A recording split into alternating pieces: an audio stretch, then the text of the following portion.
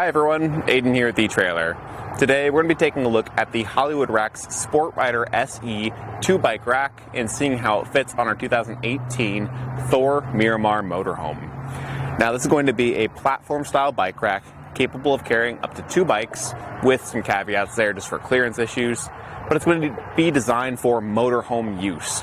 You want to make sure a bike rack that you're picking up is designed for motorhome use if you're putting it on a motorhome, because there's going to be a greater deal of shock and vibration back here compared to a typical passenger vehicle, and you want to make sure the rack is built to spec, and this one is. Along with that, it's capable of carrying up to 80 pounds per bike. So if you need to carry some e-bikes on the back of your motorhome, this is going to be one of the better ways to do it, because 80 pounds is a really great capacity. Really, not any other options on the market are able to do that, especially on the back of a motorhome. So if you've got a heavier e-bike, this is going to be the way to go. Now, with clearances, you'll notice that we've got our bike loaded up on the outer cradle. That's because the first cradle, the inner one, that's just going to sit a little close to our motorhome. I'll go from the back of the motorhome to the center of that first cradle, and we can see that it's going to be about 9.5 inches from the center of that cradle to the closest point on the motorhome here. And that's why we're having so much trouble getting this bike on that inner cradle, because the handlebars from the center out, those are going to be 15 inches just on their own. So with that being said, that's specific to our bike. If you've got a smaller bike, maybe one with shorter handlebars, then I think you'd be just fine. It really just depends on your bike and how it fits. So take that measurement for that first cradle and see where your bike lines up. Now, aside from all of that, what bikes is this going to work with? Obviously, e-bikes are going to work great, but it does hold the bike by the frame here using this frame hook. That's going to mean carbon frame bikes are pretty much a no-go. And alternative frame bikes are probably going to need a bike adapter bar, because as that frame slopes down, it's going to have a really hard time getting that hook to get a strong hold without that flat point of contact at the top tube. So if you need a bike adapter bar, you can pick one of those up here at eTrailer.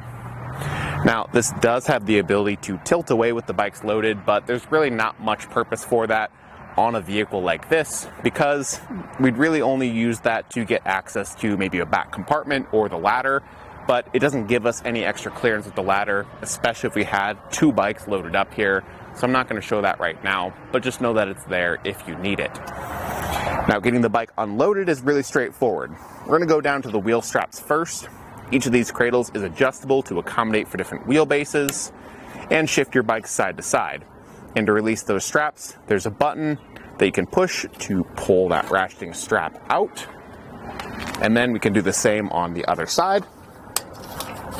And we want to do those first because those are our secondary points of contact, the things that aren't holding the bike upright. What holds the bike upright is the hook. Now that's going to be operated by a button on the side, and then we can push it up to release the hook. It doesn't fully remove from the mast here, so it is going to stay in the way, making that inner cradle really difficult to load, especially on a vehicle like this. But for the outer cradle, we can just lift it up and away. And as I set that to the side, you can take a closer look at the rack, maybe starting with that frame hook, where you can see there is a lock on it. That's going to make sure we can lock our bikes up to the rack when we're not around, keeping things safe and secure. And then that'll just ratchet down in place whenever we're securing it to the bike.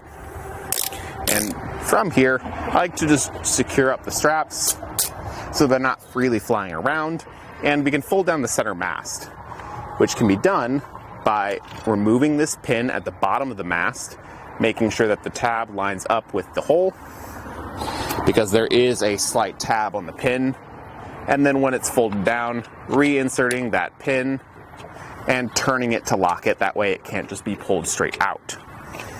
And from here we can get some measurements. We'll start off with our distance added to the back of the motorhome, where this comes in at 23 inches added to the back from the furthest out point, not including the ladder. So overall, for a 2-bike rack, it actually does not stick out too far. It sits pretty condensed, keeps things nice and tight, and for an otherwise long vehicle, we're not adding too much length. The closest point is going to be right around here, where we've got 4.5 inches of clearance, or maybe over at the ladder where we've got a little bit less. coming in at 4 inches of clearance. So overall, not too bad. I'm not worried about vehicle contact here just because everything does sit pretty tight. And there is a folding feature, which for us today is a little hard to show just because we do have this other ladder in our way. But you would just pull these pins at the bottom and fold it upright where it would clear if we didn't have this in the way, or we could adjust these out a little bit further where it wouldn't be making contact as much to fold it up.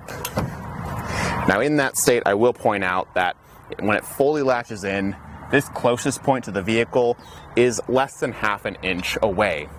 I don't have it fully latched in right now, so there is a little more room, but it does come very close to the point where it could make vehicle contact as we're going down the road. I don't know that it would because this is a pretty solid rack, but it's just something to be aware of. I honestly, if I didn't have bikes loaded up, I would just leave it in this unfolded state just for the sake of safety of our motorhome. And moving down to the hitch, we've got a standard hitch pin and clip keeping it in, and on the end of that hitch pin there is a lock keeping it secure, and that's key-to-like to the frame hooks up top. For the anti-rattle device, it's actually going to be integrated to the outside of the rack where you hand tighten it with no tools, and it binds the hitch pin against the hitch pin hole, keeping things really solid in the receiver tube. And aside from that, I think it's going to be a really solid rack. It's easy to use and the weight capacity is really unmatched. A lot of bike racks are going to have issues with clearance on this particular motorhome because of where that hitch is positioned, but if you only need one bike, I think this one will work just fine. And even if you have two, I think it could work okay. I'd recommend looking into the Saris Super Clamp HD if you need to carry 2 bikes. That one has much better clearances than any other platform rack that we tested, and it can work with motorhomes and carry up to 60 pounds per bike. So it's not completely comparable, but it's certainly a good alternative to look into. Thanks for watching.